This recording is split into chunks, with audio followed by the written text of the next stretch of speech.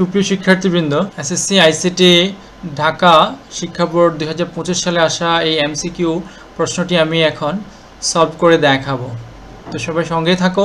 প্রথমে যে এমসিকিউটি আমরা দেখতে পাচ্ছি যে ওয়ার্ড ডকুমেন্টে ছবি যোগ করা হয় কোনটি, মানে কোন অপশনের মাধ্যমে। এখানে কয়েকটা দেওয়া আছে, ইনসার্টের পরে ডায়ালগ বক্স, তারপরে পিকচার, আবার দেওয়া আছে প্রত্যেকটা শুরুতে ইনসার্ট আছে, তারপরে পিকচার, টেবিল আছে, টেবিলের পরে পিকচার, পিকচার পরে টেবিল। তো এগুলো তো হবেই না, আমাদের সবচেয়ে সঠিক যে আনসারটা সেটা হবে যে ইনসার্টের পরে পিকচার অপশনে চলে যেতে হবে। আমি এটা ভিউয়ার্স একবার প্র্যাকটিক্যাল দেখাচ্ছি। ভিউয়ার্স তোমরা দেখো যে ইনসার্ট অপশন থেকে এই যে আমাদের এই যে পিকচার, এখানে গেলেই কিন্তু আমরা পিকচার সংযোগ করতে পারবো। এরপরে এর আগে যে ডায়ালগ বক্স এটাও সম্ভব না, আর বাকিগুলো তো সম্ভব না। ইনসার্টের পর টেবিলে গিয়ে পিকচার আমরা কেন অ্যাড করবো, আমরা তো সরাসরি কি ছবি যোগ করতে চাই। তাহলে আমাদের আনসারটা হবে কি এইটাই, ইনসার্টের পরে হবে কি পিকচার, তারপরে ডায়ালগ বক্স, সেখান থেকে আমরা এটাকে মডিফাই করব। আচ্ছা, অফিস বাটনে কোন অপশনটি পাওয়া যায় ভিউয়ার্স? অফিস বাটন বলতে এটা 2007 ভার্সনের কথা বলা হচ্ছে, অফিস বাটনের বিষয়টা। তো আমি যেহেতু এখানে কি 2013 ভার্সন ব্যবহার করতেছি, তো এখানে কিন্তু ফাইল, এখানে কিন্তু ওপেন থাকে, এই যে ওপেন বাটন। আর এগুলো কিন্তু থাকে না, এই যে এখানে আমার টেবিল, কপি, ফন্ট, এগুলো কিন্তু এখানে থাকে না। বাটনটা থাকে একটু গোল, 2007 ভার্সন, যারা 2007 চালাও তারা বুঝতে পারবা। তো এটা কিন্তু এখানে থাকে, এখানে যে অফিস বাটন, গোল একটা বাটন এটা, তো এখানে কিন্তু এই যে ওপেনটা থাকে। আচ্ছা, তারপরে হচ্ছে কম্পিউটারে আউট অফ মেমোরি এই মেসেজ যদি কখনো দেখায়, তাহলে আমরা কি বুঝে নেব? আমরা যে র্যাম ইউজ করতেছি, র্যামটা পুরোপুরি ইউজ হয়ে গেছে আর এটা ওভারলোড হয়ে গেছে, দেন এটাকে আমাদের কি, তাহলে এটা র্যাম থেকেই মূলত দেখায়। যদি আউট অফ যে স্পেসটা আছে, র্যান্ডম অ্যাক্সেস মেমোরিটা যদি ফুল হয়ে যায়, তখনই কিন্তু এটা দেখায়। আচ্ছা, ডেটাবেস প্রোগ্রাম, মানে ডেটাবেসের বিষয়টা আমরা জানি যে ডেটাবেসের কিছু সফটওয়্যার আছে, ওরাকল একটা বিখ্যাত সফটওয়্যার, আর কাছে ইউনিক, এই দুইটাই কিন্তু মূলত ডেটাবেস প্রোগ্রাম। আর যেখানে আছে ইলাস্ট্রেটরটা আমরা জানি কি এটা ফটোশপ, অ্যাডোবি ডিজাইনার একটা কিন্তু সফটওয়্যার ইলাস্ট্রেটর। তো আমাদের প্রথম দুইটা 1 এবং 2, তাহলে সঠিক আনসারটা হবে এইটা। তারপরে দেখি লেখালেখির জন্য কোন সফটওয়্যার ব্যবহার করে, এটা আমরা সবাই কম বেশি জানি। লেখালেখির জন্য সবচেয়ে উত্তম সফটওয়্যার হচ্ছে কি ওয়ার্ড প্রসেসর, যেটা বিয়ার্সে যে আমি এখন দেখাচ্ছি রেকর্ডিং করে, এটাই ওয়ার্ড প্রসেসর। ওকে, কোনটি ইন্টারঅ্যাক্টিভ মাল্টিমিডিয়া? ইন্টারঅ্যাক্টিভ মানে হচ্ছে পারস্পরিক মিথস্ক্রিয়া, যেটা হয় উভয়ের যে একটা রেসপন্স থাকে। তো এটা কিসের মধ্যে? সিনেমাতে আসলে ওয়ান সাইডেড যা দেখানো হয় তাই দেখি, রেডিওতে যাই, টেলিভিশনে যা দেখানো হয় তাই দেখি, আমাদের কোনো কমান্ড বা কথা তারা কিন্তু কি রিয়াকশান দেখায় না। কিন্তু ভিডিও গেমসের ভিতরে আমরা যখন ভিডিও গেমস খেলি, তখন কিন্তু আমাদের কিছু কি আমরা যে হিসাবে কমান্ড করি, সেই কমান্ডগুলো কিন্তু ওই গেমে কি দেখায়, সে অনুযায়ী কিন্তু কাজ করে। তাহলে এটা হচ্ছে সঠিক আনসার। শর্তযুক্ত তথ্য সংরক্ষণ ও মুদ্রণ নেওয়ার জন্য প্রদর্শিত তথ্য কি আকারে সংরক্ষণ করতে হয়? শর্তযুক্ত সংরক্ষণ ভিউয়ার্স, এই শর্তযুক্ত সংরক্ষণ এগুলো তো ডাটাবেজের কাজ। ডাটাবেজটা হচ্ছে যে মূলত ওই যে আমরা সাধারণত যেটা ডিফল্ট থাকে আমাদের এই মাইক্রোসফট ওয়ার্ডের সাথে, সেটা হচ্ছে গিয়া অ্যাক্সেস। তো এইখানে আমাদের যেটা হচ্ছে যে এই ডাটা শর্তযুক্ত সংরক্ষণ করতে হলে আমাদেরকে অবশ্যই সেটা হচ্ছে কুয়েরি মানে হচ্ছে প্রশ্ন করে আমরা বাইর করি যে আসলে এটা দরকার, ওইটা দরকার, এটা খুঁজবো, ঠিক আছে। গ্রাফ মডিউল এগুলো কোনো অপশানটাই কিন্তু এই ডেটাবেজের মধ্যে নাই। অতি পরিচিত কিছু ভাইরাস, একেবারেই পরিচিত ভাইরাস, এই যে ফোল্ডার, আমরা দেখি যে প্রায় সময় ভাইরাস আমাদের কম্পিউটারের ভিতরে অনেক শুধুমাত্র ফোল্ডার তৈরি হয়ে একবারে ফুল হয়ে যায়, অনেক সময় সি ড্রাইভটা ফুল হয়ে যায়। আরেকটা হচ্ছে স্টোন, এই দুইটা। আর এভাসটা হচ্ছে অ্যান্টিভাইরাস। তাহলে ভাইরাসের মধ্যে হলো কি এই দুইটা, তাহলে এই দুইটা হবে কি, তাহলে এখানে 1 ও 2। প্রেজেন্টেশনের এক একটি অংশকে কি বলা হয় ভিউয়ার্স? প্রেজেন্টেশনের যে আমরা যেগুলো দেখি, এটা কি স্লাইড লেআউট, তারপর হচ্ছে আমাদের কি হ্যান্ড আউটস, তারপর হচ্ছে স্লাইড, নিউ স্লাইড। তো এটা হচ্ছে মূলত স্লাইড, এক একটি অংশ মনে হচ্ছে একটাকে আমরা কি স্লাইড বলে থাকি। স্লাইড লেআউটটা হচ্ছে স্লাইডটা কীরকম থাকবে ওইটা মূলত হচ্ছে, এটা হচ্ছে স্লাইড।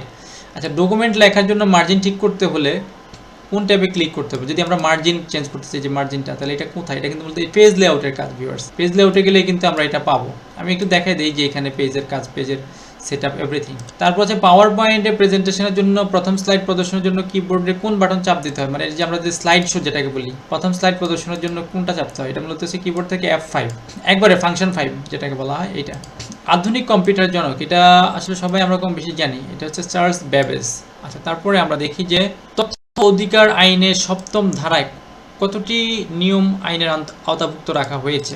এটা মূলত এটা হচ্ছে 20টি ভিউয়ার্স। আপনারা দেখে নেবেন যে ভিউয়ার্স, তোমরা দেখে নিও যে আসলে কয়টা রুলস, এখানে 20টা রুলস, কী রুলস সেটা তোমরা দেখে নিও। আচ্ছা, টুইটার ওয়েব অ্যাড্রেসটা কি?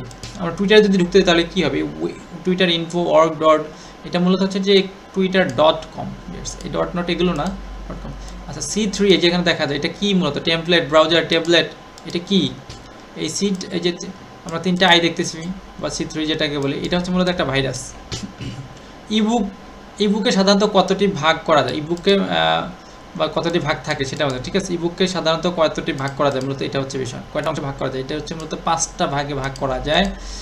ডিজিটাল কন্টেন্ট কি, বর্তমানে ডিজিটাল কন্টেন্ট অনেক, আমরা তো কন্টেন্ট ক্রিয়েট করি, সেখানে আসলে কি, এই যে আমরা ভিডিও করতেছি সেখানে কি কি হচ্ছে, এখানে ছবি আসতেছে, অ্যানিমেশন আছে কিছু কিছু, এবং টেক্সট লেখাও আসতেছে, ওকে, সব কিছু মিলায়, তাহলে এটা সঠিক আনসার হবে এই যে আমাদের এখানে এটা। আচ্ছা, ইন্টারনেটে কোন ঘটনার ভিডিও সরাসরি সম্প্রচারকে কি বলা হয়, কোনো ঘটনার এটা কি বলা হয়? Video streaming, Facebook live, video live, এটা কি, এটা মূলত ভিডিও স্ট্রিম, এটা মূলত, ঠিক আছে। ভিডিও লাইভও অনেকে বলে থাকে এটা মূলত লাইভ মানে ভিডিও স্ট্রিম বা লাইভ স্ট্রিম বা ভিডিও স্ট্রিম, এটা হচ্ছে, ঠিক আছে, সঠিক উত্তর। ইন্টারনেটে পণ্য কেনা বেচা, এটা তো একটা বহুল প্রচলিত একটা সিস্টেম, সেটা হচ্ছে যে এটা বলে ই কমার্স, ই কমার্স সাইটের মাধ্যমে, ওয়েবসাইট যেমন ই ভ্যালি, আরও অনেক ধরনের, যেমন স্টার টেকের আছে, অধিকাংশ প্রতিষ্ঠানের এখন এই যে যারা ব্যবসা করে তাদের একটা কি ওয়েবসাইট আছে, ই কমার্স ওয়েবসাইট আছে। ইউনিক পাসওয়ার্ড মানে একবার স্বতন্ত্র পাসওয়ার্ড দিতে হলে আমাদের কি করতে হবে, সংখ্যা চিহ্ন শব্দ একটা ওয়ার্ড ব্যবহার করতে হবে, হ্যাঁ এটাও লাগে, সংখ্যা চিহ্ন সবগুলোই যদি ইউনিক করতে হয়, ছোট হাতের বড় হাতের এটাও মিশাইতে হয়। ব্যক্তিগত তথ্য সরাসরি ব্যবহার করতে হবে না, ব্যক্তিগত না, এই প্রথম দুইটা হবে, তাহলে আমাদের হবে সঠিক উত্তর এটা। মাইক্রো প্রসেসর কত সালে আবিষ্কৃত হয় ভিউয়ার্স, এটা একবার সহজভাবেই মনে রাখতে পারবে যে 1971 সাল আমাদের মুক্তিযুদ্ধের সাল, ওকে। কোনটি ইবুক রিডার, মানে ইবুক রিড করতে পারে, পিডিএফ ফাইল রিড করতে পারে, তো আমাদের এখানে পিডিএফ দেওয়া আছে, পিডিএফ তো নিজে পিডিএফ রিড করবে কি, ওয়ার্ড প্রসেসিং তো রিড করে না, আর ইবুকটা তো হচ্ছে এটার বেসিক ফর্মটা, মূলত এটা হচ্ছে যে কিন্ডল, এই কিন্ডলের মাধ্যমে কি আমরা ইবুক রিড করতে পারি, মানে পিডিএফগুলো রিড করতে পারি। এই যে এখানে একটা ভিউয়ার্স টেবিল দেওয়া আছে, এই টেবিলটা মূলত হচ্ছে এক্সেল একটা টেবিল ভিউয়ার্স, ভালো করে খেয়াল করুন, এখানে কিছু তথ্য দেওয়া আছে, উপরের আয়তনের এই যে হোয়াটস, এই যে হোয়াট, এই সেলের ঠিকানাটা কি হবে, যেমন এটা যদি 2 হয় তাহলে হবে এটা A2, এটা হবে B2, এটা হবে C2, এই 1 এবং 2, আর এইটা হবে কি, এইটা হবে অবশ্যই D2, তাহলে এটার উত্তরটা হবে এটা। আচ্ছা, উক্ত সেলের সঠিক সূত্রটি কোনটা হবে, এখানে আয়তন বের করতে হবে, তো এখানে দৈর্ঘ্য প্রস্থ উচ্চতা আছে, তো প্রোডাক্টের মাধ্যমে এটা বের করা যায়, তো এখানে আমাদের ঘর কোনটা, আয়তন, এখানে তো সংখ্যাগুলি গুণ হবে, দৈর্ঘ্য প্রস্থ ইনটু উচ্চতা, তাহলে কোনটা হবে আমাদের, এই যে A2 B2 C2, তাহলে আমাদের আছে কোথায়, এই যে কোলন যখন দেওয়া হয় ভিউয়ার্স এক্সেলের মধ্যে, এই ফর্মুলাটা স্টার্ট হয় সমানচিহ্ন দিয়ে, তখন কি, তখন হচ্ছে যে আমাদেরকে এই যে A2 থেকে C2 হবে প্রোডাক্ট, তাহলে এটা হচ্ছে সঠিক উত্তর। ফটোশপ প্রোগ্রামে টাইটেল বারের নিচে কি থাকে, ফটোশপ প্রোগ্রামে এটা আমি একটু দেখাই দিই ভিউয়ার্স, ফটোশপ কি থাকে, মেনু বার থাকে, যেটা এই যে ফটোশপের টাইটেল বারের এই যে টাইটেলটা হচ্ছে এটা অ্যাডোবি ফটোশপ লেখা, এটার নিচে এগুলো হচ্ছে মেনু, ওকে, তাহলে এর কি থাকে, মেনু বার। তো সুপ্রিয় শিক্ষার্থীবৃন্দ, আশা করি তোমরা বুঝতে পেরেছো, কোনো প্রশ্ন থাকলে অবশ্যই কমেন্ট সেকশনে জানাতে পারো, ভালো লাগলে অবশ্যই ভিডিওটি সাবস্ক্রাইব এবং শেয়ার করবে, সঙ্গে থাকার জন্য অনেক অনেক ধন্যবাদ।